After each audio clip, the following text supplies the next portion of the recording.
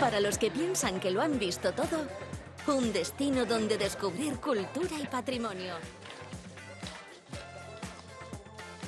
San Javier es destino. Tu destino. Well, that was a rather fleshy intro music and some tourist info from our starting location here in San Javier.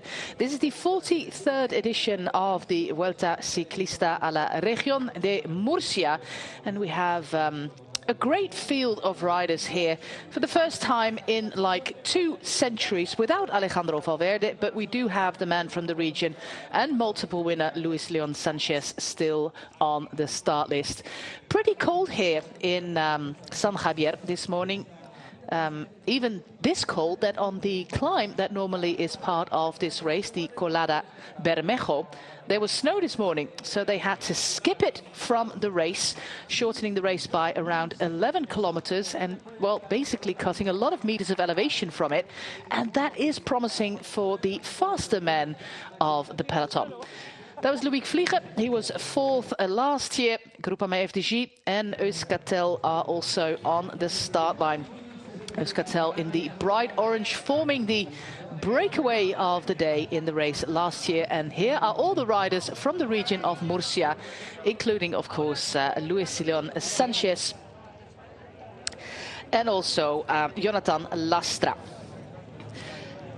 Rain this morning in Spain, and not only on the plain, but also here in Murcia, as the regional riders having a little bit of fun there on the front row. And as is custom in Spain, the local dignitaries are cutting the ribbon, and then we can race. But yeah, like many parts of Spain, especially here on the east coast, there is rain. If you see the training camps from many teams, they battle against the elements at the moment. Yeah, last year we had fantastic sunny weather here in the Vuelta a Murcia, and this year, well, not so much.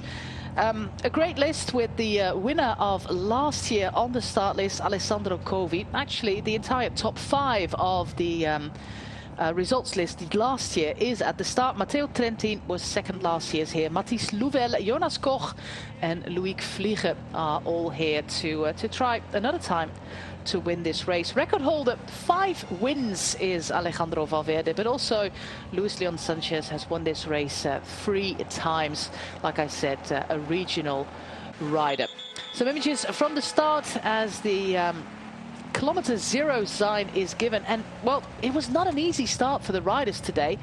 It basically went full gas straight from the gun, and we ended up with a rather big breakaway with this man, Enecoits Asparen. His brother was part of the breakaway last year.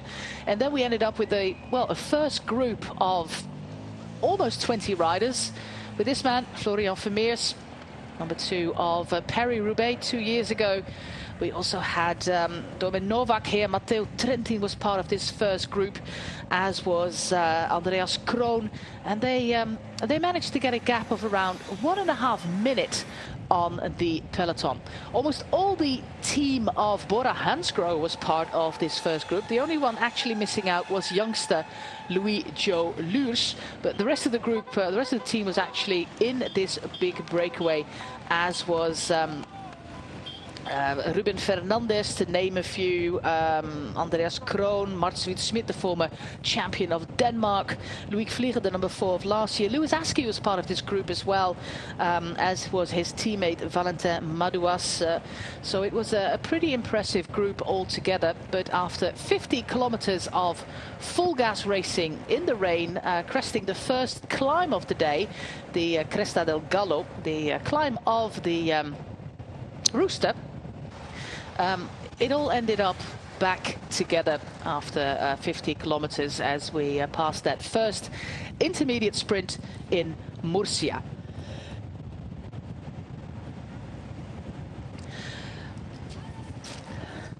Looks like our summary is going to be a little bit longer than I anticipated, so maybe I can bring Brian already back in the mix. This is the breakaway that we have now. So these must be the live images. Brian, these are the 5 leaders with 19-year-old Ivan Romeo from Movistar. We have Harry Sweeney, the 24-year-old from Queensland, from Lotto Destiny. Paul Ourselin, a Frenchman from Total Energie. And 2 riders from Spain for the small team of Electro Hyper Europa. And those are José García Sorano and Mateu Estelric. These riders with... well, it looks like we have a headwind heading back towards the coast. Brian, this is a race that is changed a little bit now. We have cancelled the big climb in the middle. What do you think that will do to the race? Well, I don't think it was a huge factor in the past. This race used to be a multiple day, of course, Vuelta, Murcia. Now just a kind of single day, but...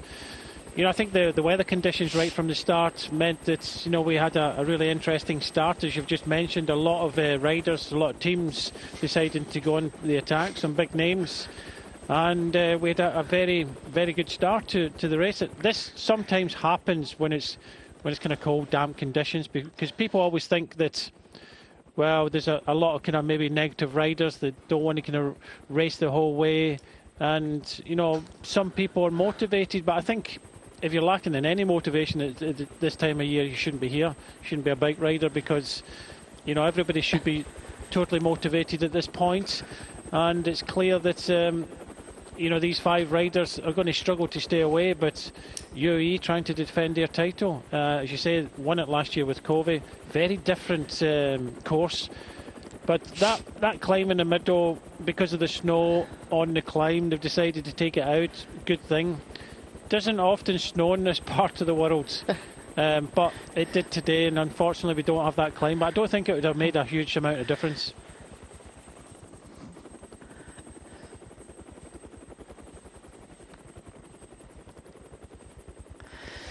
39 kilometers to go in the 43rd edition of the race. And if we have the full name, it's the Vuelta Ciclista a la Región de Murcia, Costa Cálida, Gran Premio Prima Frio. Well, that is a rather long name. We'll just call it the Vuelta Murcia, Brian. I think that is easier. We've got these 5 riders at the front after a rather frantic first hour and 15 minutes of the race. This is youngster Ivan Romeo. He's only a second-year pro. Last year with Hagens-Berman Action, this year with Movistar, Ivan Romeo. We have Harry Sweeney there from Australia for Lotto Destiny, Paul Ourselin for Total Energie. We have José García Sorano and Mateu Estelric of the Electro Hyper Europa. And this is the man from the region, Luis Leon Sanchez. Yeah, it's always special to race at home. Yeah, in front of my friends, my family on the roads, I train. Yeah, the weather is what it is. Yeah, the race has changed a little because we're not going to do that climb. Normally that causes a big selection for the final, but it's the same for everybody. And we need to adapt and accept. Yeah, I'm not the same rider when I was young. I'm training into the races, gaining my form into the races. I don't start the race. I don't start the season at 100%. And I'm using these races to build the form, and I'm still enjoying myself, says Luis Leon Sanchez, who is one of the riders, like I said, from the region. Well, Brian, the pace is really, really high. We only got 37 kilometers left to go, despite and the race was only 11 kilometers shorter than anticipated. Taking that big climb out, I said a moment ago, it doesn't make a huge amount of difference. It really depends on who's going to take it on and race. Yes, it can provide a bit of a selection, but with the kind of rolling terrain all the way to the finish, often it comes back together. We've seen this in past editions of this race, but I think the weather conditions helped the start with so many riders going down the road. The speed was high. These 5 riders have kept the momentum up in the whole race. and you can clearly see at the front of the peloton that UE are interested in bringing this back. They have got multiple options. They got last year's winner. They've got short backs, Finn Fisher-Black, Mark Hirschi, Domen Novak, Matteo Trentin and Tim Willen. So a very strong team who come in here. Slightly uphill finish. We've still got, I think, coming up to a Meta Volante, and then we go into a third category climb. Nice to see Sherry Pridham there, the British sports director. And I have to say that I covered a couple of the events in Mallorca, the Mallorca Challenge, and Harry Sweeney was particularly riding well. So he's a strong rider for this breakaway, and Lotto Destiny have played their cards today and put a strong man in this break of 5, and they still have over 3 minutes with 36.5 kilometres to go. I think it's rather promising. These are, especially Harry, but also Ivan Romeo. He's still only 19, but hugely talented. These guys, they do stand a chance. But if we look at the weather, it looks like it's not a lot, but they do have a headwind going back towards the finish line. So that is, of course, not very beneficial if you are in the breakaway. No, it doesn't help at all. They'll be wanting more riders initially, but, you know, and then you get, you know, a lot of riders behind. The rider in red, Verkofidis, you know, they are here with a strong team as well, and somebody that's shown some good form already this season. So, you know, Cofidis are really interested in this with Brian Kokar. I don't think, with the uphill finish, I think he's very capable of doing well. We saw that, well, I particularly saw it last year in the Étoile de Bessèges in some of these uphill finishes. He was really, really good then. So I don't think many of the sprinters that are here are worried about this finish coming up.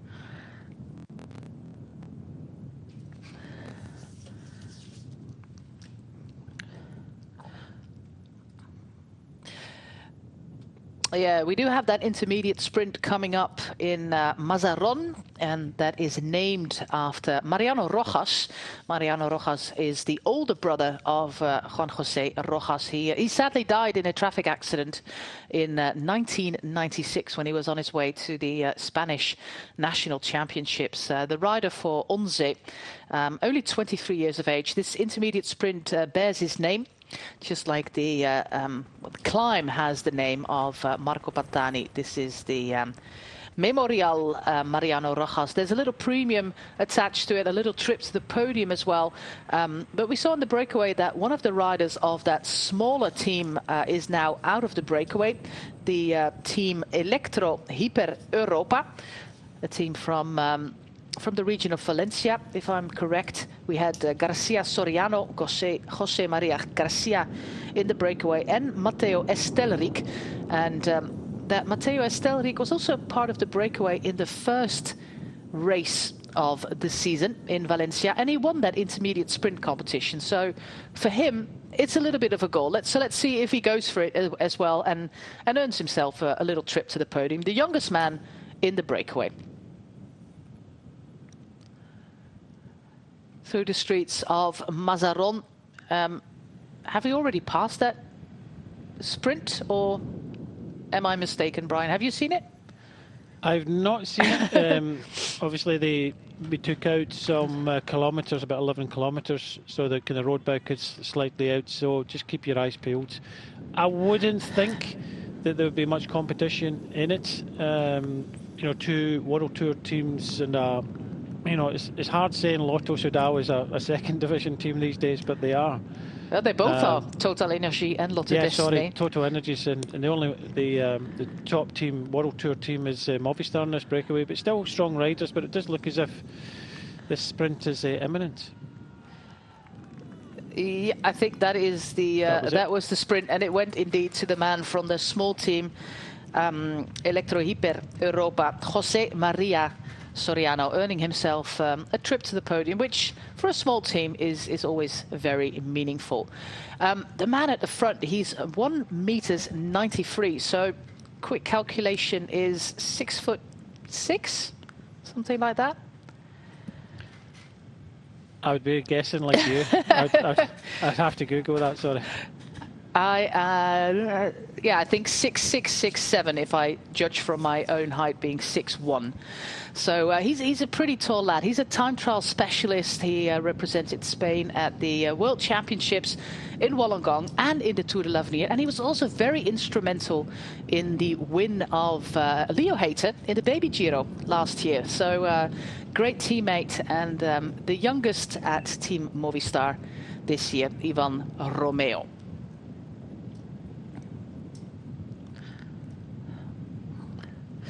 We just cruised through the town of Mazarón, and the sprint dedicated to the memory of Mariano Rojas, the older brother of José Rojas, the rider of Movistar, who sadly died in 1996 when he was only 23 years of age. That sprint went to the man from the small team, Electro Hyper Europa, José García Soriano. The other three riders in the breakaway, because we lost one rider while we were on a break. So we're now down to Ivan Romeo of Movistar, Harry Sweeney, the 24-year-old from Lotto Destiny, the Queenslander, and Paul Ursulin, the man from Normandy in the west of France. Yeah, Harry Sweeney, of course, he could not race the Tour Down Under. Well, he could have with the national team, of course. But Lotto Destiny, since they're not a World Tour team anymore, they didn't have to travel to Australia, saved the costs. And that's why he rode on Mallorca. You saw him in action there. What was your impression? I thought he was super. I think the last event, or the last hilly event, sorry, we did an event the next day on Sunday around Palma, but the last hillier event, that had to, because of the weather, that had to be put onto a circuit twice, and I think he ripped the field apart on the climb. So I really do think he's on good form, and with 4 of these, it just tells the pressure that is under the front of the race, because they dropped one of the riders from the Electro Hyper team, so down to kind of 4, so the pressure is on. But having almost 3.5 minutes, I know we've got a third category climb, but it's a good advantage. And like you said there, Romeo, good rider, Sweeney, Ursulin, I think these riders it won't be easy bringing them back. The only thing that will stop them is that wind that's blown from the left-hand side, but that might have an effect when the peloton comes through here as well. But they have got a good advantage here coming into the last 30 kilometres, and they're riding particularly well. Some refreshments there from the car for José García Soriano on a Spanish brand bike of BH. Also a very tall rider this is, conferring with their sports director Raul Lopez. And look at the wind there. This is indicated as a force 4. It's a westerly wind, so an easterly wind. So now I'm confused. We're going to have a tail crosswind to the finish line, Brian. Yes, and anybody that follows cycling will know that's one of the most difficult. I know tailwind is nice, but tail crosswind, that's when you start to get echelons, and can we see that from that just last kilometre there of the riders in the breakaway, with the way that they're echelon from the left-hand side of the road to the right-hand side. These are 4 riders. Can you imagine what it's going to be like for the whole peloton? So if you haven't done your homework, then a few riders could be caught out in this section of road. Yeah, if you want to see some prime echelon action, you can watch the inaugural UAE Tour for women on playback on our digital platforms, because I promise you there were many echelons in the past 3 stages. Today we had that uphill finale on Jebel Havid, a finish, of course, that we know also from the UAE Tour for men that takes place, I think, next week. Next week? UAE Tour for men? I think so. Yeah, the week after. I have some problem with the stomach, but yeah, it's normal. And now we are here for fight and for try to do the same of the last year. How do you feel your options in your own team with Matteo, for example? Yeah, we have more options. We have Matteo, Hirschi, Wellens. We have a very strong rider here, and me also. I try to repeat the same of the last year. I try to win. And finally, how do you see this change with the main climb because of Collado Bermejo? I hear just now, and I think for me maybe it's better also, and also for Trentin. But okay, for the race it's not good because it's a lot important of the race. It's the climb of Pantani, so okay, it's not good for the race, but for me nothing changed. Good luck. Thank you. Yeah, last year his very first pro win, and then he went on a couple of days later actually winning a stage in the Ruta del Sol, and of course that Giro d'Italia win. Stage 20, absolutely marvellous win there for Alessandro Covi on the Passo Fedaya. So great year for him, but this was actually his first professional victory. We saw a little statue there, a little sculpture of the Phoenician sailing boats, because this place where we're going, Cartagena, is actually one of the oldest ports in the Mediterranean, and it dates back over 2,000 years. Important in Roman times, Phoenician times.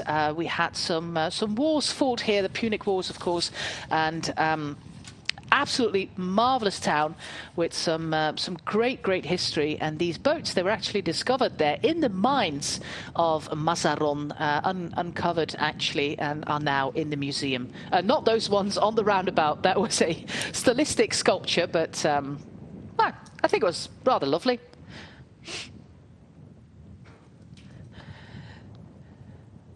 You can see the dirt on the bikes. Luckily, it's dry now, but at the beginning of the race, Brian, it was raining a lot. So yeah, that's it. The roads over here do get mucky when it rains, and you can see back in the peloton as well, a lot of riders looking quite clean because they're discarding their kind of wet weather gear and preparing for the final 30 kilometres now.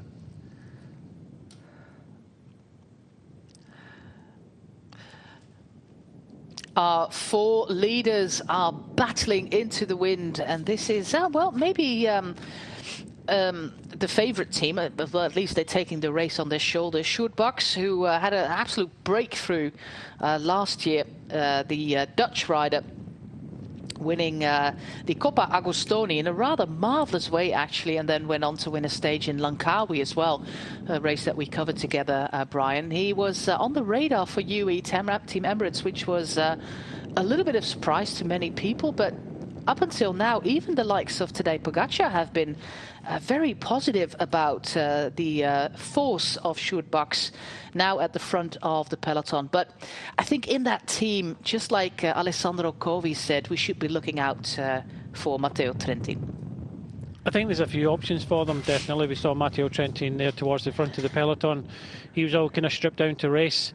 Normally, you know, when you get to this point, 30, 25 to go, you have to be ready, and it's important that sports directors encourage that, because you don't want your flappy, you know, gilet or anything on like this Cofidis rider. You want to be stripped down and ready to race. You're just losing a lot of kind of energy by being having that kind of flapping around in the wind. So, you know, you're not going to get too cold if you're really kind of racing within the last kind of 45 minutes of a race like this. But yeah, you definitely have options. You saw Mark Hirschi kind of hovering round the back. I think he would have been moved up a little bit. Covi would dearly like to win this again. But the thing for me, Jose, is they have to bring these riders back first and foremost. If these time gaps are to accurate. Yeah, it's just still over 3 minutes, and they're well drilled. You can clearly see what they're doing. That they're not messing around. They're doing their turn. It's like a 4-up team time trial. So they do their turn. They don't look as if they're full on at the moment, but they're certainly you know, pushing as hard as they can to try and keep this healthy advantage. Yeah, this This man is used to a little bit of wind, comes from the region of Normandy, although not from the coastal area. He's actually from the department of Calvados, which is, of course, also a lovely drink, as is the drink from Cartagena, where we're going, Licor 43 or Licor 43. Is that available in the UK? It may be. It's just I've never seen it. It doesn't take. My mother and father-in-law live in this part of the world, and not too far from Murcia. So when I come over here, it's normally vino tinto, just a bit of Rioja. But it's yeah. We had a big advertising campaign here with a rather. Well, a evening vibe, let's say an evening vibe, and then applauding and advertising Licor 43. Well, it looks like our man Jose Garcia Soriano is now also dropped from our breakaway. He did win the intermediate sprint classification, so if he finishes the race, which should be feasible, he earns himself a trip to the podium. But he's fighting to catch back on, Brian. Yeah, I don't think he'll make it because, he's making the effort in the wind. Ursuline for Total Energies is making the same effort, but as soon as he swings over, you've got Romeo will do his turn, and unfortunately that gap will just extend all the time. And when you're fighting the wind like these riders are on your own, it's hard against three riders kind of swapping turns. It's just one of these things that when you race against stronger riders in races like this, the smaller teams are going to struggle a little bit as we get into the last throws of the dice. But I'm not too sure about this time gap. The time gap we were showing was over 3 minutes because we're coming along beside the Mediterranean here, and that doesn't seem to me as if it's over 3 minutes. No, I don't think it's 3 minutes, but I think it's still 2. Since we saw the riders pass the beach here. But the accurate time gap that we still have to work with is 3 minutes 25. So let's hope that the race radio updates us imminently about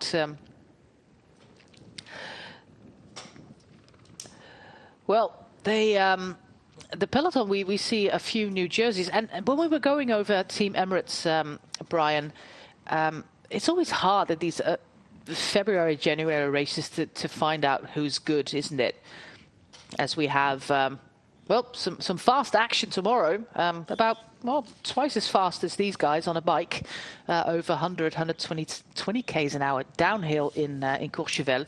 That is tomorrow morning. But is there any rider that particularly stood out for you in these early season races that you covered? Goossens for definitely, winning 2 events of the Mallorca Challenge. But look, there's a few riders riding well, and you have to say that Intermarché have had a great start to the season with the wins that they've had. Even in Valencia with Rui Costa. But there's some strong performances. Brian Coquard, he's winning the Tour Down Under the stage. He looked invincible in that stage that he won. But, there's a few riders in here that, I haven't seen too much at the early start of the year. So, what shape are they in? And, by the looks of things, UAE are very confident that they have got the winner in their team. Well, we have an interview coming up with Brian Coquard, who, to the surprise of many, had never won a World Tour race before. Out of his 48 wins up until last month in Australia, he had never won a World Tour race before. And that 4th stage in the Santos Tour Under was a really magnificent, impressive display by the 30-year-old from Saint-Nazaire on the western coast of France. So we have an interview coming up with Coquard, but first it's Valentin Madouas. Valentin, déjà dites-nous, comment ça va? Début de saison, comment les gens répondent? Ça, je sais pas trop, on va voir pendant la course, ce sera l'objectif de cette course. Yeah, I don't know how it is, so we will see during the race how the legs are. C'est une course de reprise, donc it's my first race, on fait quelques courses, mais and some other riders do have an advantage because they have raced before. Les gens me répondent après. But I think I feel good. I had a big training camp, and we'll see during the race. Ça va changer beaucoup de choses, ça, sur la physionomie de la course? Ouais, je pense que ça va changer beaucoup de choses. C'est clair que c'était une. Yeah, I think leaving out that climb changes a lot. Faire mal aux jambes, faire mal aux adversaires et durcir la course. It would really hurt the legs and maybe take out some of our rivals. But yeah, you have to do with what we have. We still have some climbing to go.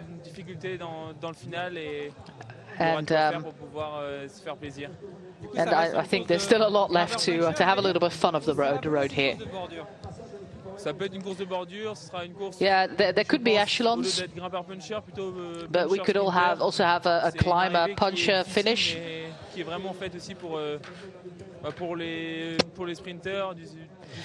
Yeah, it's finish is pretty hard, but guys like Coquard or Trentin could win this. We also have some wind, so we could have some echelons as well. The analysis there by Valentin Madouas, who is actually starting his season here.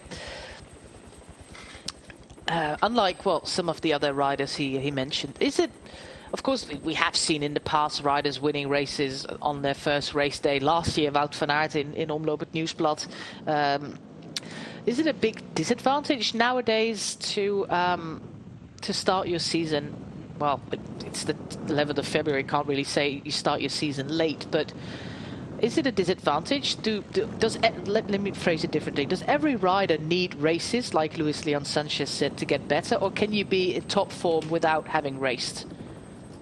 Depends who you are. Really, it's, you know, that's kind of more old school that you used to kind of ride in. And I think, you know, even looking at, you know, Paris-Nice was always the kind of one, you know, kind of first race, you know, the race to the sun. Ruta del Sol is coming next week, you know, in Spain. So, you know, Paris-Nice in France wasn't the season opener, but it was kind of first kind of big race. But it was always a kind of slow build-up to many races. Étoile de Bessèges, Marseille, these were the type of races in France, but a lot of them were like kind of training races. But nowadays that's all changed. Some riders prefer to build, like Luis Leon Sanchez you just mentioned. Other people can do it in training with the aids that, you know, everybody's got nowadays, that, you know, you can replicate a lot of things that you can do in possibly a safer environment, and rather than in a race, because you've got potential, you know, crashes. If you've got kind of crosswinds, so you've got today, it can be a little bit dangerous. So you can do a little bit more in training with the help of a kind of motorbike, motor pacing, and the selective training that they do. Well, let's see if we'll see a rider on his first race day racing here. We did see a little glimpse there of Michael Leonard, one of the youngest professionals in the pro peloton, the 18-year-old from Canada, making his debut last week in Étoile de Bessèges, which was also well, echelons basically every day, especially stage 4 was absolutely crazy, crazy racing there. We saw very strong Miss Peterson amongst the others, and of course Nielsen Paulus. He had a magnificent start to the season, but his team is not here. And like you said, there's so many races coming up. Next week, we have Algarve, which is one of the traditional races to prepare for the opening weekend. We have Andalusia, we have Tour du Var, and then of course Oman has started today as well. We have some races in Spain coming up tomorrow and Monday. So races coming thick and fast. So all the time in the world to prepare. All the faith and all the confidence as well by Team UAE Emirates as they just crossed the 25 kilometers to go banner. But we do see a more accurate time gap now. It's under 2 minutes, Brian. Yeah, I'm not getting it on my screen, but I believe it's 1 minute and 54 seconds. So it has come down, but it's not coming down that quickly. I know that they'll probably lose a little bit of time, maybe 20, 30 seconds on this next climb. It's only a bit of a drag, but I think really this breakaway is putting up a good fight here. There's 3 of them here, and if I can remember this climb, it is a bit of a drag. It's very open, very straight. It doesn't last too long. But the question for me, I think we had it last year. We had a bit of action on this climb last year from the peloton. Doesn't look as if we may see the same this year because it does look as if the teams are prepared to ride. And this looks like this is the kind of lower drag up to the climb that we're seeing just kind of panning out now. It's a pretty straight climb, this one. Well, we have the peloton and the breakaway in one picture now. I think it's 1.5 minutes at most at the moment between our 3 leaders and the peloton here, led by Sjoerd Baks and also André Rodriguez Carvalho, the rider there for Cofidis. On the wheel, since we started this broadcast, Brian, of Matteo Trentin, is Brian Coquard. He has not left the wheel of the Italian for the, 30 odd minutes that we are on air here. We do have an interview with Coquard, who started his season in Australia, and like I said before, he started it with a bang, winning stage 4 rather impressively. Yeah, the heat is not the same as in Australia, but I can imagine that stage win is still on your mind. Yeah, it's fantastic to start the season like that. The conditions are not the same here, but I'm happy to be back racing. I haven't raced in 3 weeks. It was a little bit hard getting back to France with the jet lag and everything, and the temperature difference, but I'm ready to start again today. Yeah, of course we're going to try to win. It's the goal. We have 2 good cards to play with Joni Zakire and with myself, especially with a small group at the finish. I do hope the legs will be good. Yeah, we'll see. We'll see what the race decides. I think that final climb does suit me.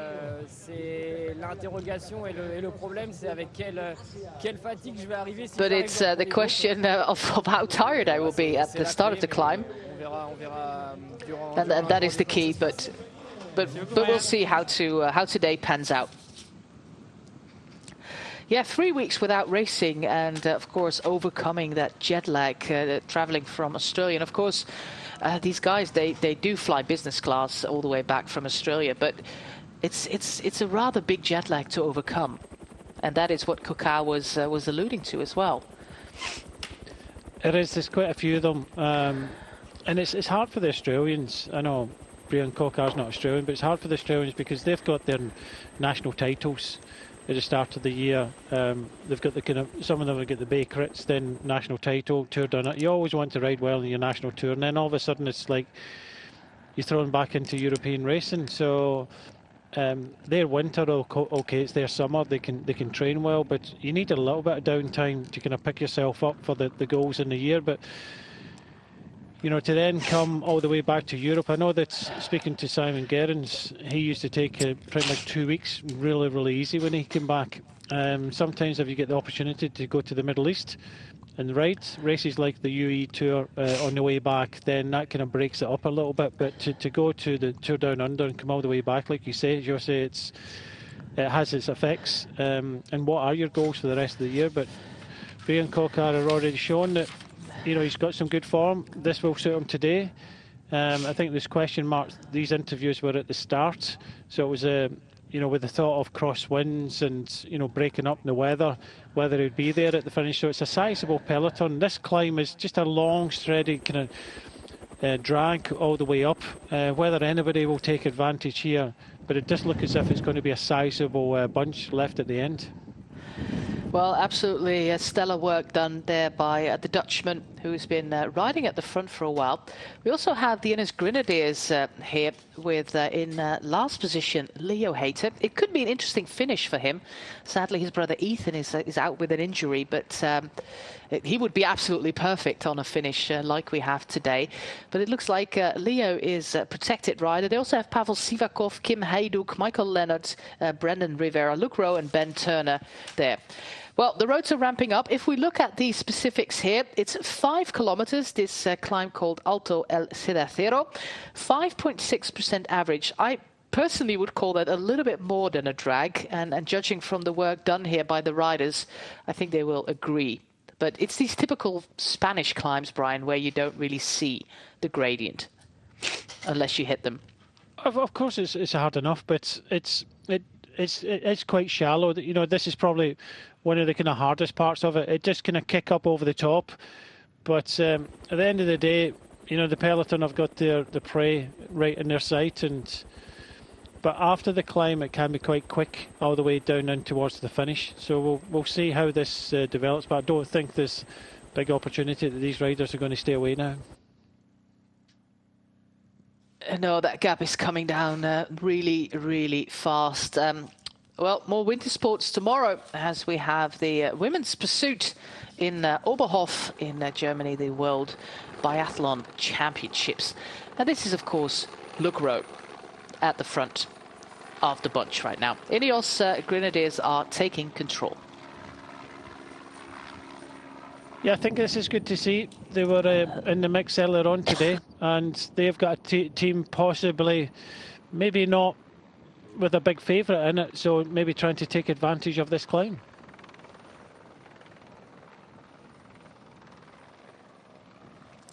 And that means that some riders are going to inevitably struggle all the way at the back of the peloton with Alain Rioux, amongst others. We also have some other riders really struggling. The gap is now approaching that minute mark. The team directors are out of the gap. The only cars there are the president of the jury and a neutral service car. But we saw on the overhead shots that the peloton is actually rather close. So, Brian, we could actually see some action there as Harry Sweeney is proving your point that you made from his races in Mallorca. He's just gradually sneaking away from his companions. Well, the gap was coming down. You know, it's going to come down even quicker now that Ingles Grenadiers have come to the front to make it a little bit harder. They kind of sat back and allowed UAE to set the tempo, but they just want to make this climb a little bit harder, try and kind of shake the peloton up a little bit so that maybe some of the kind of more pure sprinters, not many in this field, but some of the pure sprinters, kind of hurt them a little bit. But Harry Sweeney, he did this in the Challenge Mallorca races, and with the gap coming down, he's just deciding to try and throw everything at it and just try and go solo here. It's going to be very difficult, of course, but you know, if you don't try, you never know. That is, of course, a truth in any sport. If you don't try, you'll never know. 49 seconds. The top of the climb, according to the road book, is about 17 kilometers out from the finish line. So we should be about halfway into it. This is the steepest part of the climb. And then we have a descent leading all the way to the 10-kilometer mark. And then, of course, that final ascent up towards the auditorium on the Parque Torres in Cartagena, an open-air auditorium. And there we have some attacks happening. Yeah, it looks as if is that Hershey is going on the attack now for UAE. Try, you know, spice things up a little bit. You know, they set a good tempo. As you can see, that the riders in front now, well in sight of the peloton. So UAE throwing some more firepower at this, trying to kind of shake up the peloton. I thought that may have come from Ingles, but they were just setting a hard tempo. But yeah, good little bit of action here, coming close to the top of this climb now. Yeah, as the weather is really clearing up for the riders. The sun is even coming out, but it's still only about 12 degrees. You mentioned the snow. Well, on the coast, it actually happens only once in 50 years, but it was only 5 years ago that it snowed for the last time here on the Costa Cálida, as it's called, the coast here of Murcia. But of course, in the mountains, it was pretty bad. That's why we had to cancel that climb. This is a nice group of about 15 riders with some nice support there from some German fans. We have Madouas, one of the riders in that group.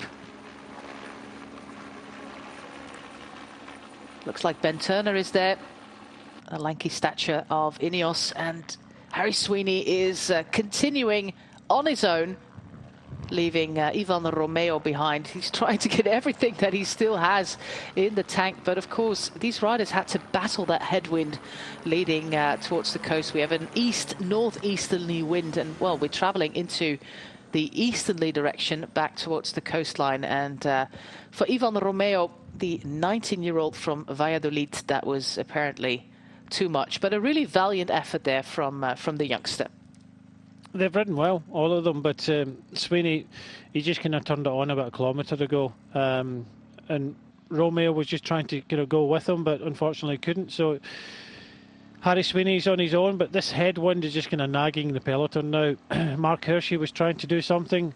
You could see that Leo Hayter didn't want to go over the top, didn't want to engage, but now we're seeing a rider from the Tudor team, Tudor Pro Cycling team, Fabian Cancellara's team, trying to go here, but I think this kind of nagging headwind is going to make it a little bit easier for this peloton to kind of stay together.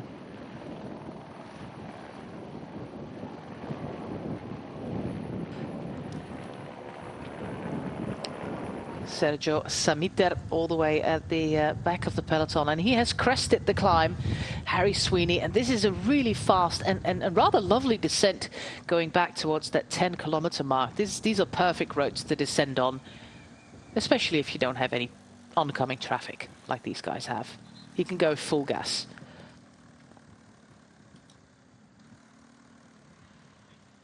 But it would be nice, Brian, to see which teams are moving to the front. We saw the Tudor Pro Cycling team. Lucas Eriksson was one of the riders, and also Sebastian Reichenbach was one of the riders in that first group.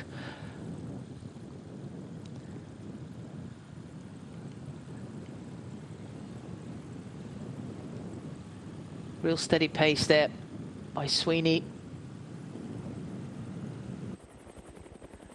Well, let's see what happens behind. We still have Ivan Romeo there in the blue colours of Movistar. But I'll be more interested to see what is happening in the peloton.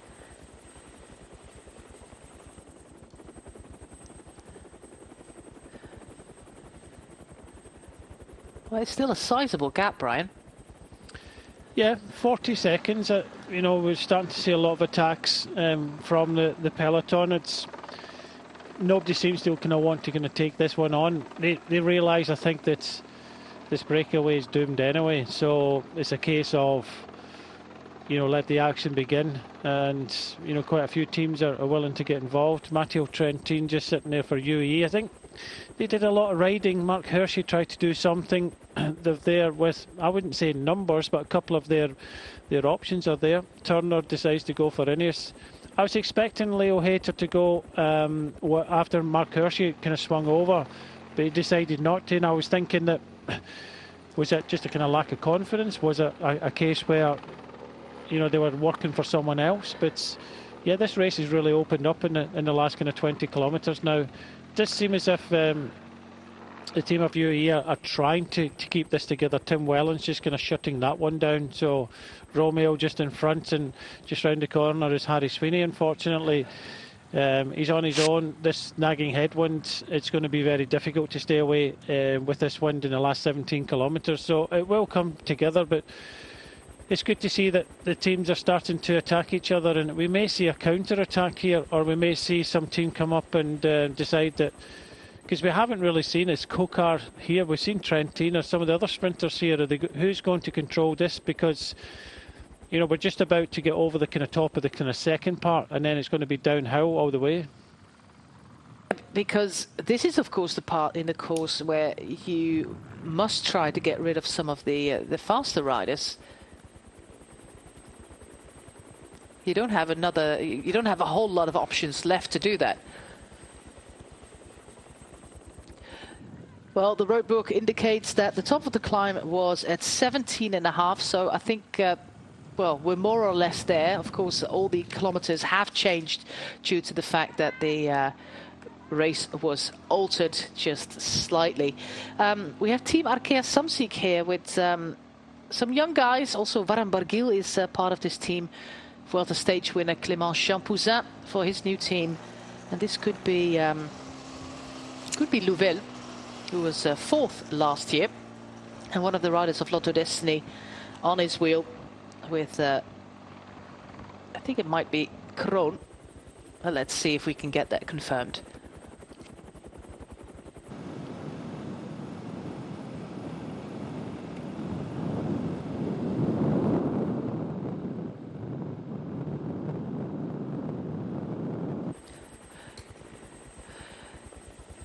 The official, not the top of the climb. This is, of course, the waste zone. This race wants to be sustainable, Brian, with electric vehicles and what have you. But it seems like there's some movement in the peloton. Yeah, I think a lot of races have to go that way, but Mark Hirschi was the rider that made a move on the climb, now going on the descent here. The rider from UAE at the front here, but Karsten Kroon for Lotto, he's got a man in front, but you know, you might think, you know, he wants to kind of push on here and put Ineos Grenadiers under pressure, because it looks as if they are doing the chase in the peloton.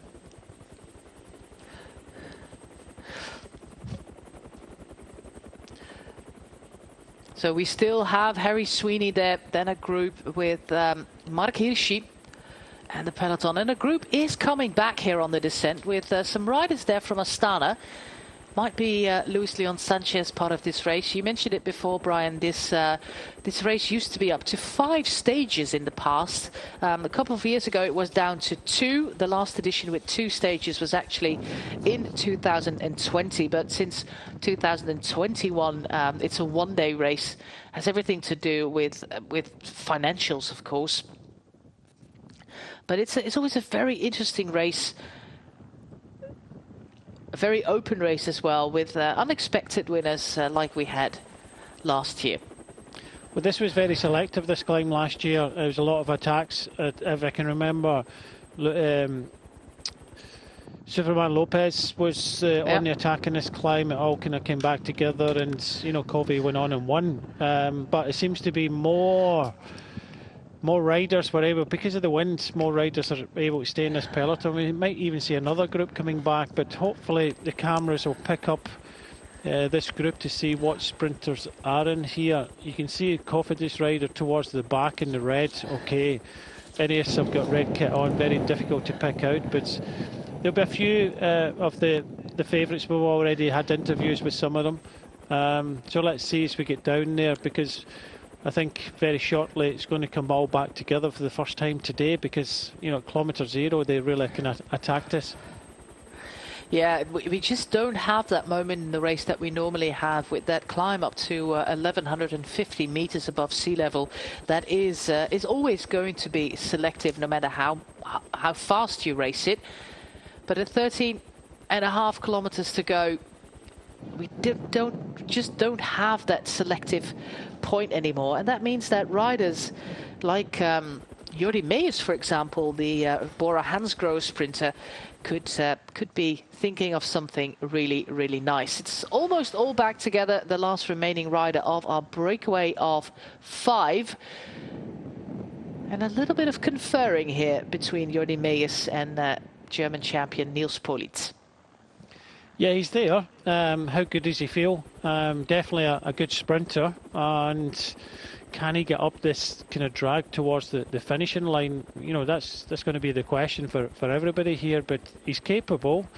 And I think they'll be just maybe talking within themselves, because although Meijers is here, that you know, they've also got Marco Haller, which possibly is a little bit better suited to this finish. Yeah, Jordi Meijers is one of those riders also coming from Australia, where he sadly dropped out on the 3rd stage of the Tour Down Under with some crashes, but he hasn't raced in 2 weeks either. Marco Haller, of course, that a rather magnificent victory last year in Hamburg. Nobody saw that coming, including himself, actually, truth be told, beating Wout van Aert, one of the few riders beating Wout van Aert in a direct sprint. And if you haven't seen that sprint, it's probably somewhere on the internet. It's absolutely worth watching again. I think they use it in training videos now.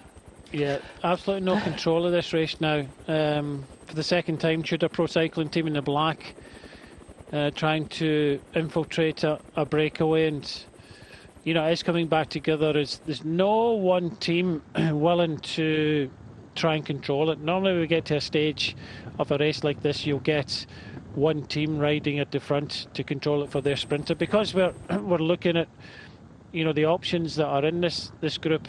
You know, we've got some favourites, we've got riders that, you know, I think this race is pretty much open. Madsworth Smith there for Israel Premier Tech on the left hand side.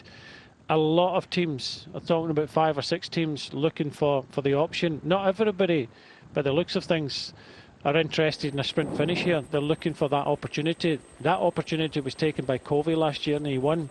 So there are a lot of options here for the kind of small group to maybe kind of disappear and fight out the victory, because by where I'm sitting at the moment, I don't think everybody is overly confident that they can win this race.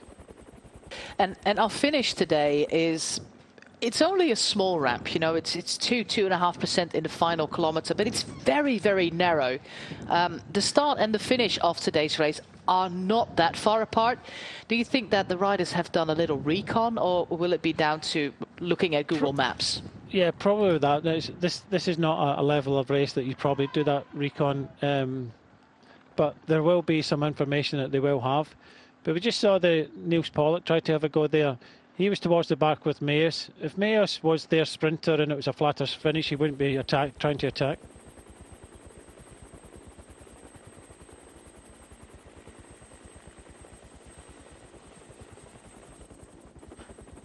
And of course, with the headwind now going back to Cartagena, makes it really, really hard for riders to actually try something.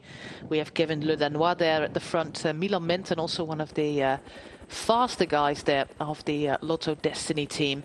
Pavel Sivakov, well, probably not the rider to be looking at today for this finish. We have Sanchez moving up, 3-time winner of this race, and it looks like basically everybody, Brian, who was dropped on the climb on the Alta del Cero is now more or less back in the pack. Yeah, it's bunched up, isn't it? Just over 10 kilometres to go. Karsten Kroon is an interesting one for me, for the Lotto Destiny team. Andreas Kroon. I'm talking about someone from the past. And our colleague at Eurosport Netherlands. Yeah, Andreas Kroon is definitely one that I think we'll be looking at. Milan Menton as well for Lotto Destinies has made it into this group. So there's a few riders that are probably thinking of the finish now.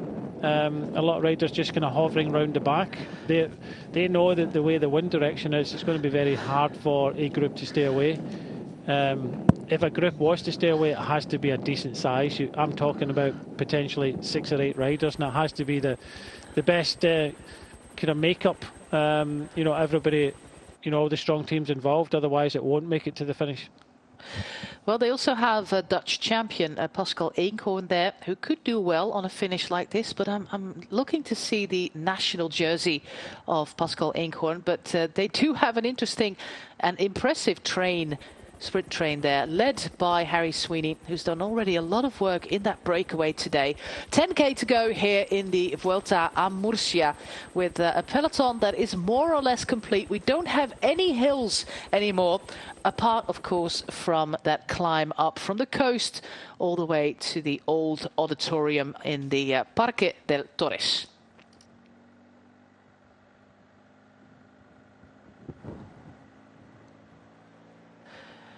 This is about control here by the Ineos Grenadiers, by Lotto Destiny.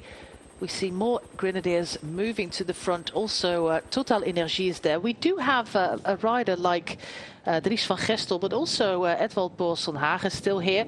And some riders are still trying to get rid of their clothing inside the last 10 kilometers. I think that's rather late.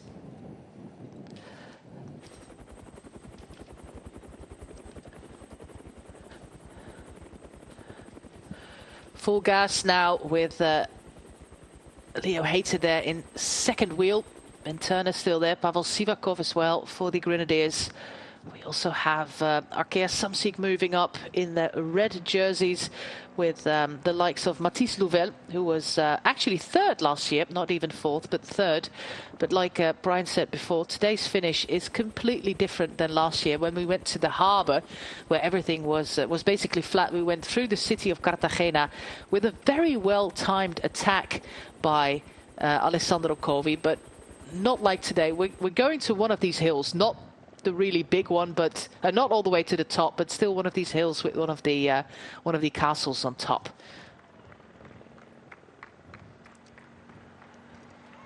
It's hard to distinguish, Brian, at the moment who is going for that sprint and what we can expect from today's finish as we approach this rather lovely town. It does look as if NAS Grenadiers seem to want to take control of this one. So, you know, who are they going to go for in this kind of uphill ramp? You know, they've got a couple of options. Potentially, they've got Kim Hiduk, who can sprint a little bit towards the end. The German rider, young German, Brandon Rivera. Let's see. Ben Turner can finish well as well. So, but I believe they had a couple of riders on the deck earlier on today. But they seem to be the only team willing to kind of take this one on.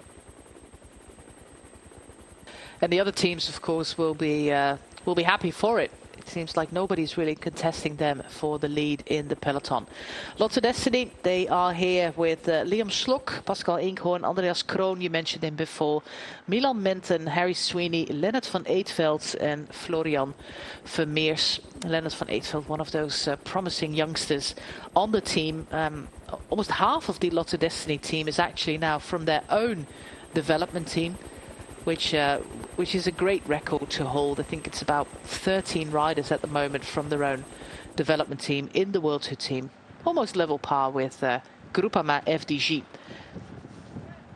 Can we expect... That's the thing with the Lotto Destiny team. They've got some options. Very difficult to tell what one they're going to go with today. Like you say, another rider that shone in the Challenge Mallorca races was Van Eetveld, riding so well over there. So will they give the young man, you know, an option today? It's, you know, they've got Milan Menton as well there. So it's, you know, they'll decide pretty much on the road who they think is their best option. Is there, in this stage of the race, still any instruction coming from the team car from Sherry Pridham? I think into the last 10 kilometres is always very difficult because it starts to get a little bit kind of chaos. You want to give the riders time to think for themselves. It's just that probably when you go into the last 10 kilometres, you give them a bit of a reminder. In a case of, you know, there will be, you know, we can see 5 riders from Lotto Destiny here. And it's a case of them potentially talking with each other. Maybe in a team meeting, they've decided already who they're going to go with today. If they haven't, there might be a couple of options, and it's a case of discussing within themselves what is their best option. How are the other riders feeling? We have Groupama FDG coming to the front as well with Louis Askey in their ranks. But I think a rider to be looking out for next to Madouas, and he already indicated this is his first race. He has no idea where he stands. But Paul Penouet, who had a few top 10 finishes, actually 3 out of the 5 stages in the Tour Down Under, he was in the top 10. He's a fast finisher, the youngster from Brittany. We also have the new colours here of the Q365 Pro Cycling team. I was looking at the race and I think, how is Krinec still in this race? But they have the exact same helmets. And for me, it was rather confusing seeing them in action. But they have those green helmets that Krinec had in the past. And they have that grey jersey on the team with Roscoff, Jack Bauer, Calzoni, Camprubi, Corey Davis and Alessandro Fedeli. Also getting to the front, Intermarché Circus. We have a little bit of a mixed team here with their development team and the World Tour team. Lorenzo Rota is, of course, one of the riders to look out for, as is Dion Smith and Loïc Vliegen. As we have a little bit of an incline here, Niels Politt has moved all the way to the front now with Jordi Meijers there on his wheel and Marco Haller, all two of them. Yeah, it looks as if it's lined up with the Meijers, Haller potentially, helping out here, and why not? I have spotted Brian Cocard. He is definitely here, but I don't think he's got too many riders to be able to help him, but he'll have to look after himself. So into the last 5 kilometres for the peloton. It's been split in each side of the carriageway here, so we'll see. Not Scorchio here today, but it's going to be quite an interesting and hot finish for some of these riders. And a rather tricky one at that as well, with all the road furnitures and the pavement and everything. And riders stuck on the wrong side of the road here on these really, really wide roads leading into Cartagena. About 200,000 people live in the town, and in the metropolitan area about double that. So it's a rather a big town here in Murcia on the Costa Calida, as we move towards one of the hills surrounding the town, and that is where we find the auditorium in the Parque Torras, an open-air auditorium all the way from Roman times. So some magnificent views later on. But first of all, we are going to contend the win here to see who is going to succeed Alessandro Covi. It might be himself, of course, but in the interview, Brian, I don't think he came across rather confidently. No, I'm trying to pick out the sprinters that are here. Definitely we've got some quality riders, but with 4 kilometres to go, we've got a bit of a lull in the action now. So everybody's just preparing themselves. I very much doubt in this size of peloton that we're going to have somebody trying to go solo. But let's see. It was going to be big interest for the last 4 kilometres. Who's going to kind of take this one on, because it is about kind of judging your effort up this final drag. A little bit of local knowledge will help you as we get ever closer right through the city centre. Of course, we still have a headwind, but in the town it doesn't really bother the riders anymore. But I don't see, like you said, Brian, anybody attempt one of these late attacks that we saw last year. It's all about getting into position to the final 1.5 kilometers, because the road of our finish today is really rather narrow. And also, Brian, you see the finish about 150 meters from the actual finish, rather late. Yeah, that's going to be the test, and this is why we're seeing it kind of bunching up towards the front of the peloton. Intermarché taking it on. I know that Edvard Boasson-Hagen is up for this one. In his day, in his pomp, Edvard Boasson-Hagen would have this written all over it. You just see a crash coming around that corner just towards the back of the peloton now. You have to be at the front. Matteo Trentin sitting there in 3rd place. Ben Turner is the rider I think Ineos Grenadiers are looking at. But the reason for the pace at the front of the peloton now, and the likes of Matteo Trentin sitting in 3rd place, is they know how narrow it gets. Brian Cocard just on the right hand side is coming up. So it's about fighting to get good position. Rojas is one of the riders there. We also have Warren Barguil involved in that crash here in the turn. There it is. It's actually Barguil going down. But we're going into the final 2.5 kilometers with a really long lead out here. It looks like this is Georg Zimmermann with Loïc Vliegen on his wheel there. The man who finished in 5th place last year. We have Trentin, and on the wheel of Trentin yet again, glued to that rear wheel, is Brian Cocard. Cruising through the streets here. He doesn't have the team round about him, so he's going to have to do it on his own. And when you're in that situation, it's important to look around to see what other quality riders are there and follow the right wheel. So it's about choices for Brian Cocard, but on the flip side, you've got Ineos Grenadiers have got some riders up there towards the front to kind of help out. But this kind of technical run in, we saw that last year. Okay, Covi was on his own, but this is the fight to make sure that you get good position, because if you're 20 places, 30 places back, then you've got a lot to make up in this final run up towards the finishing line.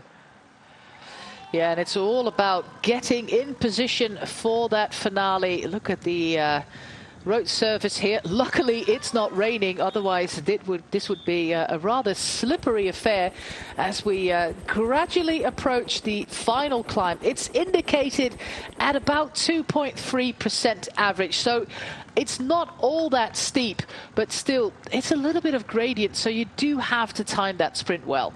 And having somebody in front of you does help.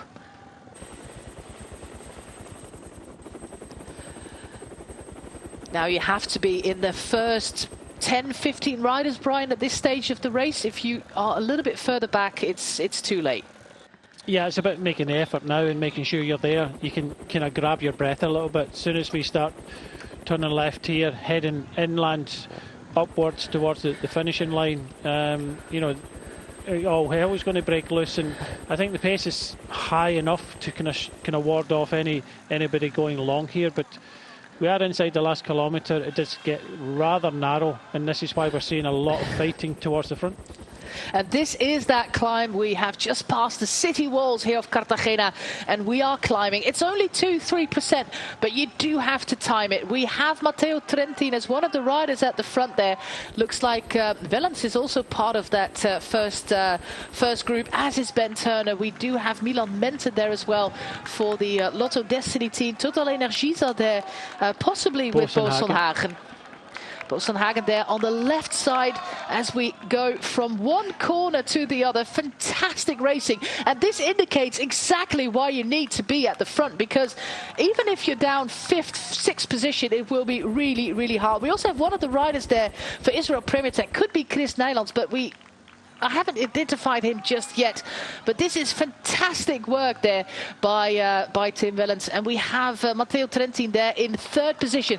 It looks like Brion Cocard has lost the wheel there. He's a little bit further back there in the colours of Kofi. Is another corner. Ben Turner there in 2nd position, and now it's Matteo Trentin moving to the front. Matteo Trentin on the wheel of his teammate. We also have Paul Pinouet there. We have Ben Turner there. It looks like we have Simon Clark there as well, the Australian for the Israel Premier Tech team. The final 200 meters. Now you can see the finish. We do have Matteo Trentin in 1st position. Simon Clark is there. Ben Turner is there. It also looks like Jordi Meijers is there. This is a very challenging final. One last turn onto the finish line with Simon Clark in 1st position with Matteo Trentin, and let us see the finish line. And there it is, the finish line with Jordi Meijers as well, with Simon Clark, and a win there by Ben Turner. That is a fantastic win. Wow, that is a fantastic win by Ben Turner. Already last week in Étoile de Bessèges, he showed that he is absolutely ready for the Spring Classics. But this is his first professional win, Brian, and what a great ride by him. Yeah, it was great. You know, we've seen it coming. No real surprise. You know, he burst onto the scene last year, especially in the Classics. What a strong performer. And like you say, rode very well in the Étoile de Bessèges last week. So the form was coming, but what a chaotic finish that was. It was all about being at the front. Tim Wellens done a great job. Trentin, I think he went a little bit too early there. Nice to see Simon Clark up there, because he was showing some good form over in Australia. You know, this was, you know, coming up to just the last few 100 metres. I think this effort here over the top here from Matteo Trentin, I think it was a little bit too early, because Ben Turner and Simon Clark, they hadn't really kind of opened up. And as Trentin opens up here, you know, Simon Clark decides to come over the top, but it was just a case of into the last kind of 50 metres, and Ben Turner had enough strength. I think he did the right thing there, and not engaging with Simon Clark and Matteo Trentin. I think they went a touch too early, and like you say, a brilliant win for Ben Turner and his first pro victory for Ennis Grenadiers. Yeah, this man is going to do some fantastic things. He could win the Tour of Flanders. He could win races like Dwars door Vlaanderen. Great bunch kick, fantastic racing by Ben Turner, the man from the north of England. And Brion Cocard, yeah, he was glued onto that wheel of Matteo Trentin, but on that chaotic final up towards the Roman Auditorium here, he kind of lost the wheel there. Take us through that final again, Brian. Well, I think it was the Tim Wellens that killed everybody in that climb. The speed he went up here at gave nobody the opportunity. Brian Coquard was just the red jersey. He was still there and thereabouts, but he was just too far back. And I think Trentin goes too early. Simon Clarke goes with him, and ultimately those two riders are leading out Ben Turner.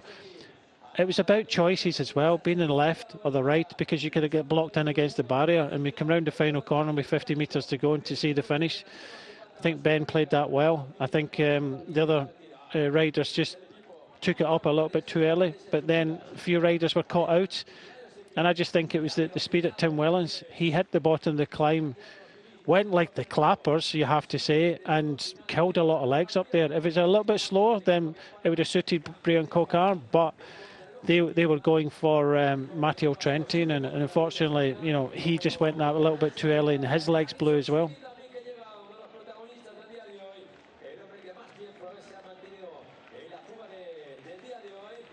Well, great win for the Ineos Grenadiers, and a first pro win there for Ben Turner.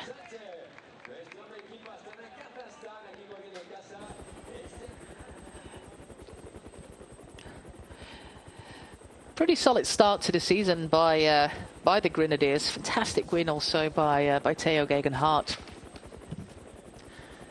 in Valencia, and these are some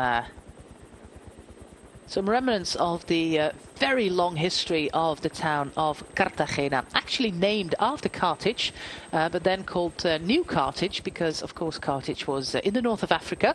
And then the Colombian town of Cartagena, which also has a harbour, is actually named after this Cartagena. But yeah, a lot of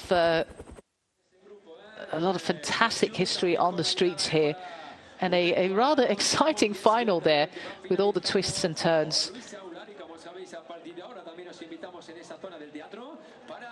Although, Brian, we almost missed the finish, camera-wise. Yeah, it's always difficult when you get such a kind of twist and turning. I've worked in events on the kind of media TV side, and where do you put your statics? You've got the cherry picker here at the finish, but with so many twists and turns, if you've only got a couple of statics, where do you put them in a finish like this? It's always a conundrum for the TV companies. They heavily rely on the motorbikes, but in this type of finish, it's always going to be very difficult.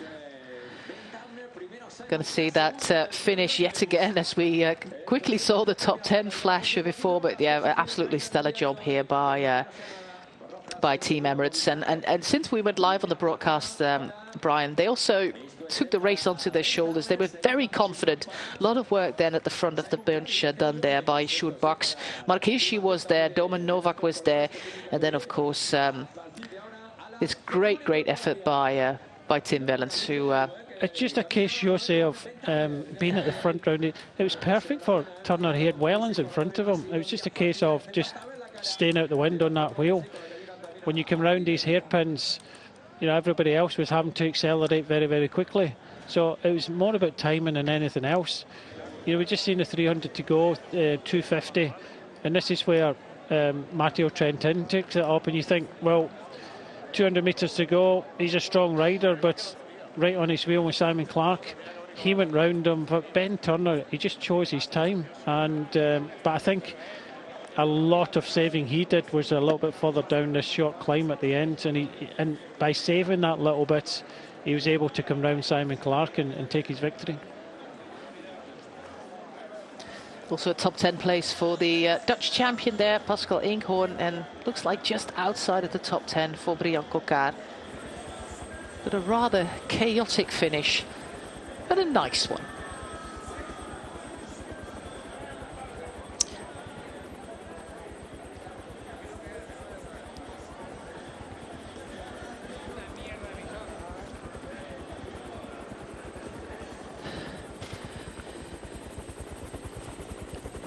Yeah, we just had the top 10. Ben Turner with Simon Clarke in second. And we're going to hear from the Australian. It was a mix between punch and good timing with his corners. Tell us how you managed your sprint. Yeah, look, when I saw the final, I was like, this is my finish. I mean, it was a little bit dangerous coming into the final there, but finding good position like that is my thing. So I just made sure I picked the right side of the corners and lined myself up for the finish. And yeah, I just had a better turn of speed than me just in that last 100 meters. But I mean, it's great to be there contesting for the win. Yeah, absolutely lovely. A great turn of speed. Ben Turner beats Simon Clark. Jordi Meijers, Valentin Madouas in fourth, Matteo Trentin, Tim Wellens. We have Pascal Eenkhoorn, Loïc Vliegen, Milan Mente and Gorka Izagirre rounds up the top 10 of this 43rd edition of the Vuelta Ciclista a la Región de Murcia, Costa Cálida, Gran Premio Prima Frio. I think we should make race names a little bit shorter, Brian. I agree.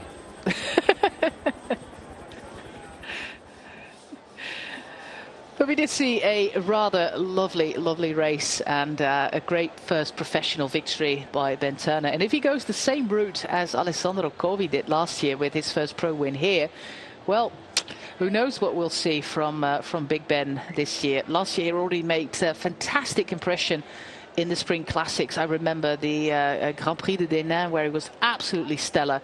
This man can go on and win a big classic this year. And with this turn of speed, as Simon Clark so aptly called it, yeah, there might be big things to come for Ben Turner.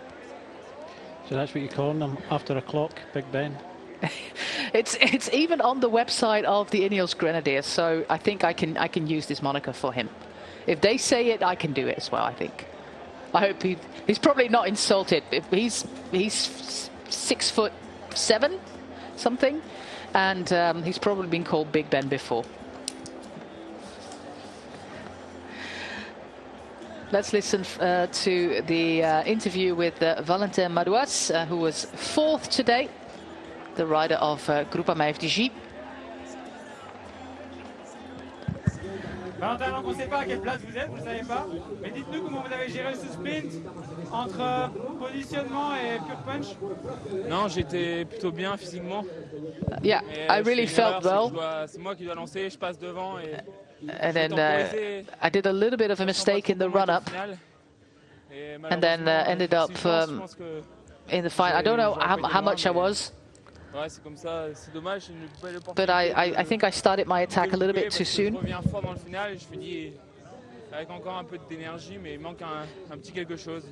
Yeah, I still had a lot of energy left in that final, but I was just missing that last bit.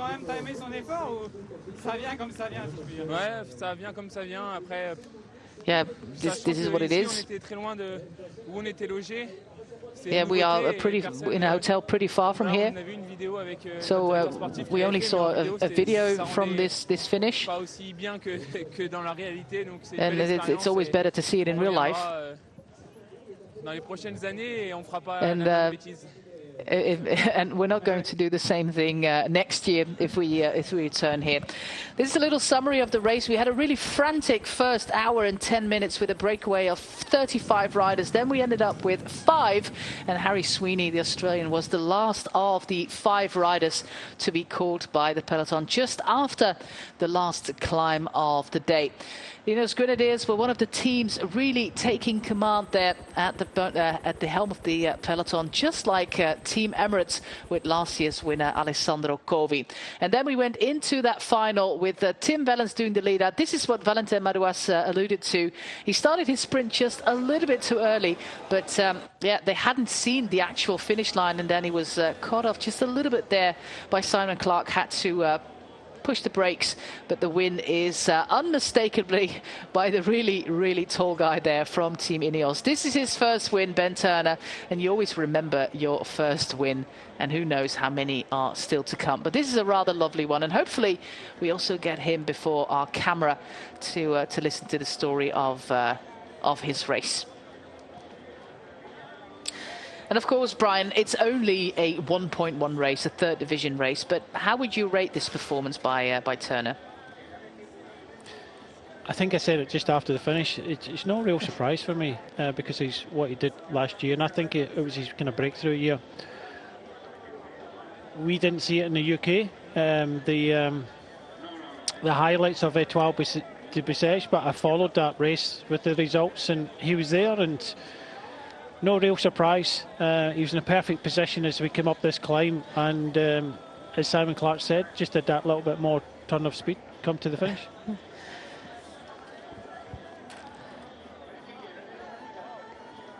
We're going to stay here for the podiums, which is always nice for the people at home, the parents. He will line up for the race tomorrow, Ben Turner, and that is going to be the Clásica de Almería. We will bring you that race as well, Brian and myself, Jose Bain. And we continue on Monday with the Jaén Pariso Interior, and that is going to be the season debut for Tadej Pogačar. So that is also not to be missed, but we do have a lot of other great sports coming up. The final stage tomorrow for the UAE Tour, of course, the women's UAE Tour.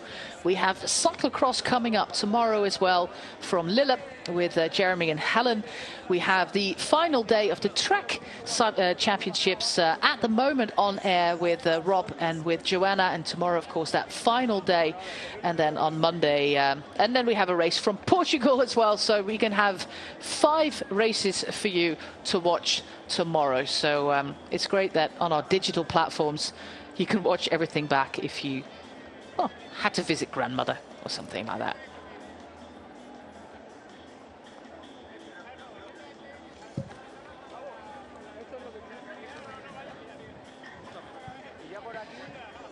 Absolutely spectacular there. Almost 2,000 years old, the old auditorium here. Not in use, like, for example, the one in Nîmes, where you can actually still go to concerts. But an absolute spectacle to behold. I do think they have a podium there, by the way. Looks like a podium.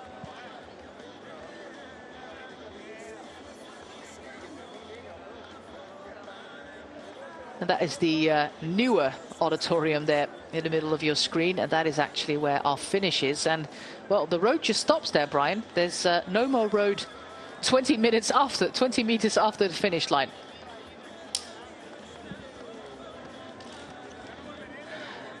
We do have an interview coming up with Ben Turner, our winner. So I'm curious to hear from him. Once he was on the podium for the Cyclocross World Championships, together with, of course, world champion Tom Pidcock and Daniel Tullet, a whole British podium, but this is his first road win. Congratulations. That's a nice one, because that was a really hard day. Rain, crazy race at the beginning, and a tough finish. Tell us about that day. Yeah, I don't really know what to say, to be honest. I think split in the beginning, I was a group away, me and Rowie, and I didn't really expect that either, to be honest, to be in the front, and it was on from the start. Nice British weather, so yeah, I think that helped. Yeah, and then we settled in, and the boys did a fantastic job. Unfortunately lost Kim and Brandon, but yeah, I don't know what to say really. I would not have been anywhere near the win without them today, so. Can you describe us a bit how you managed your sprint? That was a tough one, tactical, but really punchy too. Yeah, I just didn't want to get boxed in. I know we did the recon yesterday, and I knew I had to go early, and managed to be on the right wheel and came off really well in the end, and yeah, still had the legs. And yeah, to be honest, I didn't really know.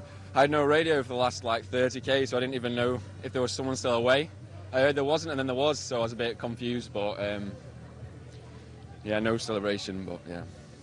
Just one last thing, what does it mean, this victory for you? It means you start the season really well. That's also your nicest one in the career, I think. Yeah, the biggest win of my career, because it's the only one, but yeah, hopefully not the last, and it's good to start already in February with a win, and yeah, let's see what the rest of the season brings. Thank you very much, congratulations again, well done. Thank you.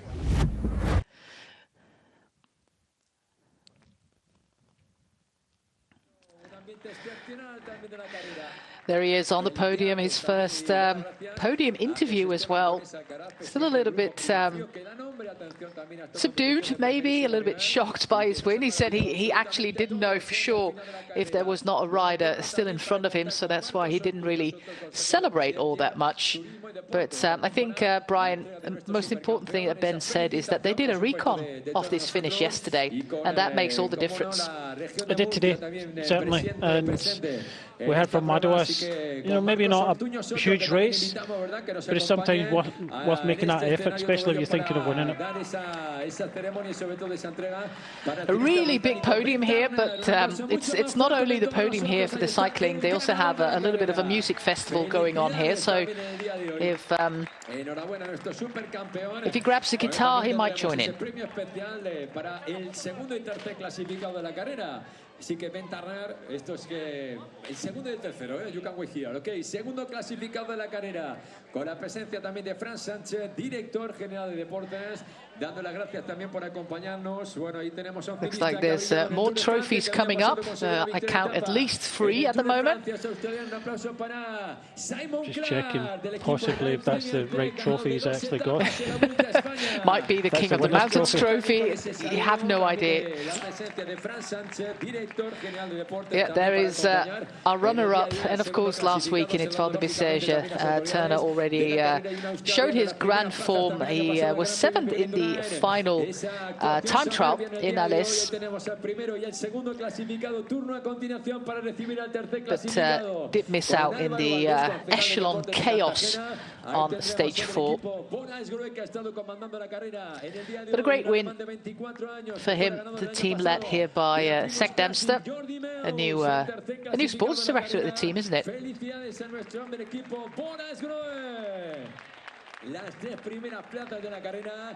And there is our number 3. Looks like they all get more or less the same statue, the same award there.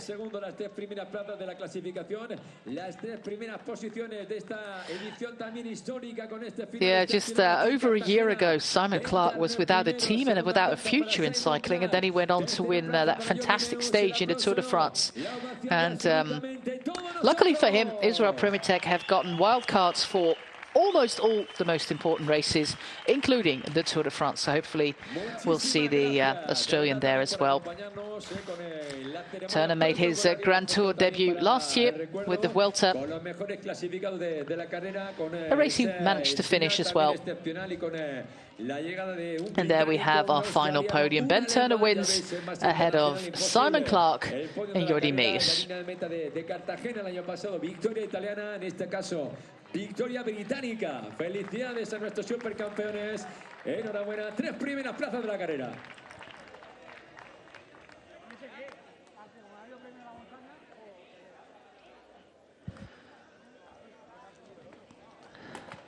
Bueno, pues felicidades para nuestros campeones. I do think that that is most of the podium done now, and that means that we do expect you back tomorrow, Brian and me, and that is going to be an hour earlier than we were on today, so that is 3:15 European time, and an hour earlier across the water, Brian. So if you want to get in your morning ride, you have to start an hour earlier. Just ride shorter. There is our man for the intermediate sprint classification, Jose Maria Garcia, the man from the region. It looks like his nose is just as stuffed up as mine.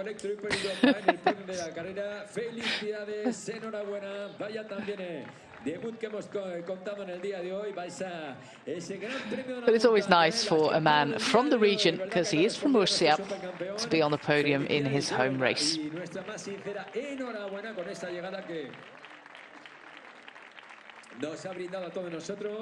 Esa paliza que ha sido, pero al final que tiene esa recompensa de llevarse el premio de la clasificación de las metas volantes. Muchas gracias, campeón. Venga, felicidades, José María. Enhorabuena. Y como no, también gracias a Paco Guzmán.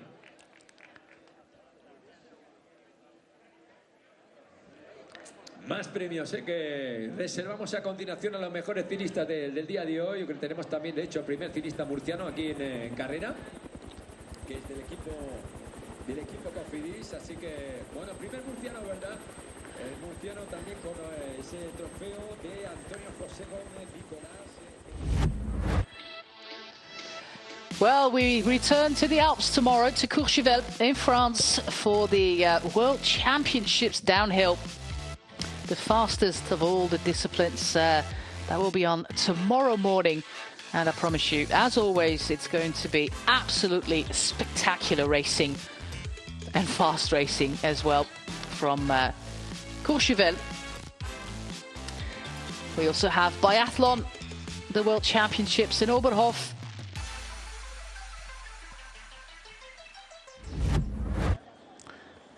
And ski jumping from Lake Placid, I should say.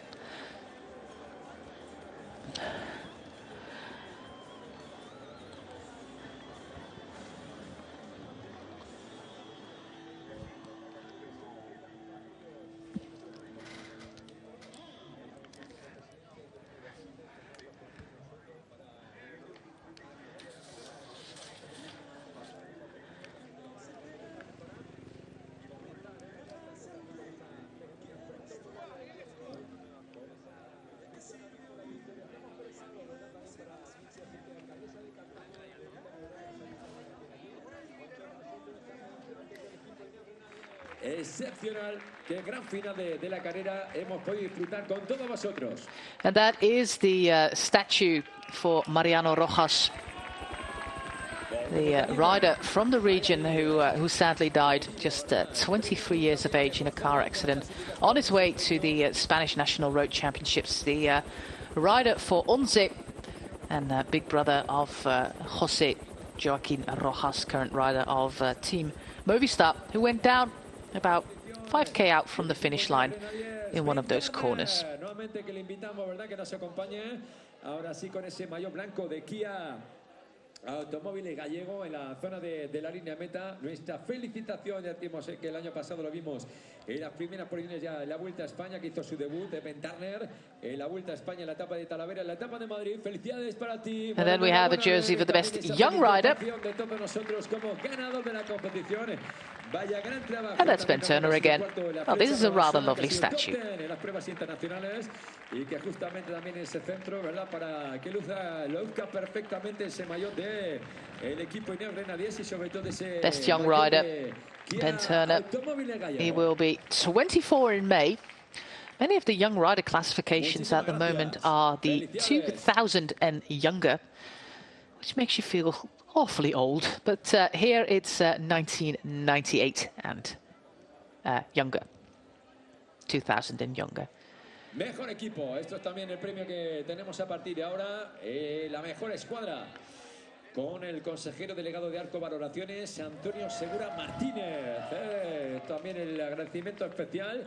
Bueno, tenemos al equipo Ineos Grenadiers, cuando quieras, ¿verdad? También aquí con Ben Turner. Another time, Ben.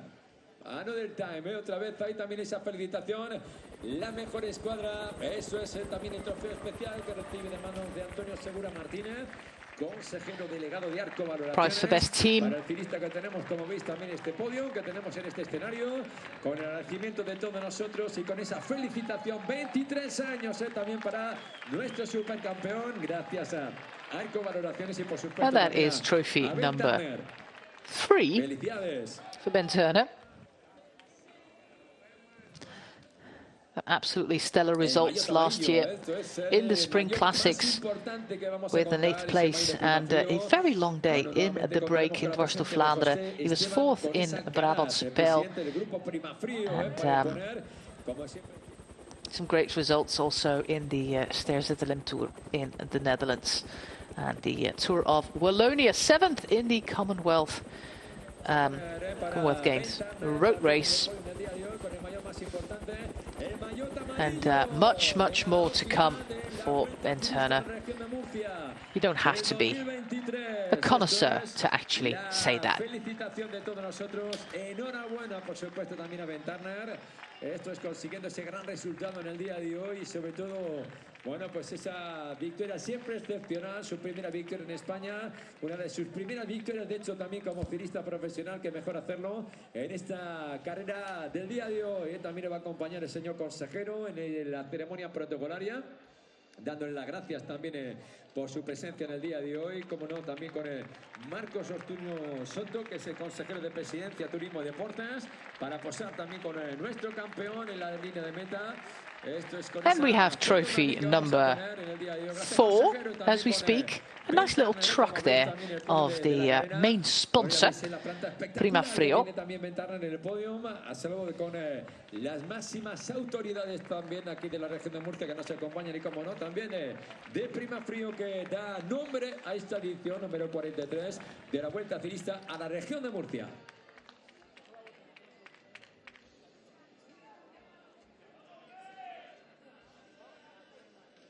Muchísimas gracias a nuestro campeón.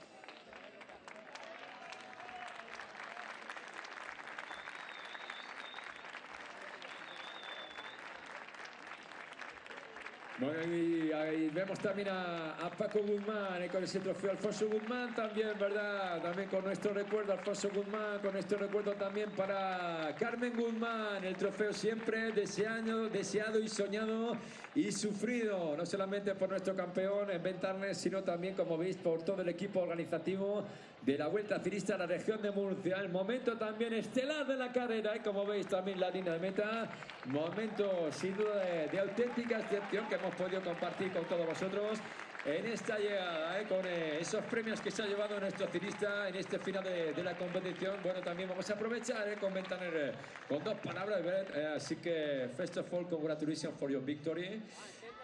Your first victory here in Spain, I think so, it's a very special victory for you. Yeah, really special. It's my first victory anywhere, so yeah, it's special and it's nice to do it in Spain. So yeah. We saw last year in the Vuelta España with the two top teams. We have seen a very good job for the team Ineos today. Yeah, I don't know what to say, but thank you to the boys, and they were all great all day. You know, we lost too early, which was a shame in the crash, but all the boys did a crazy job. Yes, amazing, and yeah, definitely wouldn't have won without them, so thank you. Sin duda, dando el agradecimiento especial a todo ese equipo que han podido salvar una caída en la parte final, y sobre todo que dice muchas gracias a todos ellos. Bueno, enhorabuena también a Ben Turner, felicidades por supuesto a nuestro supercampeón. Un aplauso de todos nosotros también aquí en Cartagena en esa llegada con la foto final también, la foto de familia que vamos a tener a continuación en la línea de meta con los mejores de la carrera. Esto es con Ben, it's the last picture for you, okay? Bueno, Ben. That must be trophy number 5 and a Roman soldier as well. The last picture for you, okay? Final picture then. 5 trophies, some jerseys, and a Roman soldier. What a day for Ben Turner.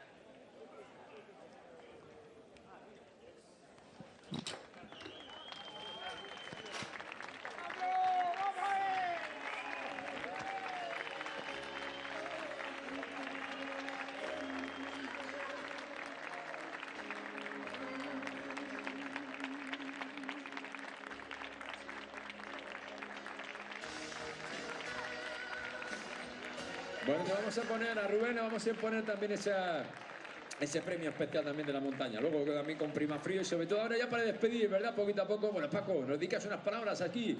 También mientras despedimos a todos, ¿verdad? Con ese agradecimiento especial a los mejores del día de hoy. Que no se vaya. No te vayas, Rubén. Bueno, dedicar también con el aplauso a todo el público, ¿verdad?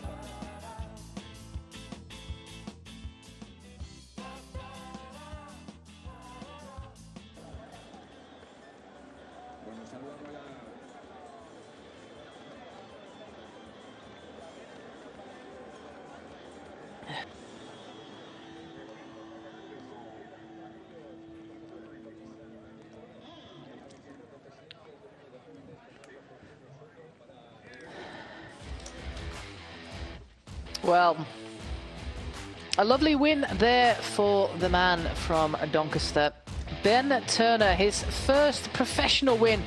Lovely day out as well for Harry Sweeney, but due to the fact that the biggest climb of the day was cancelled due to snowfall, it did become a little bit of a different finale. But the fact that Ineos Grenadiers did a recon yesterday made all the difference and resulted in the first pro win for Ben Turner.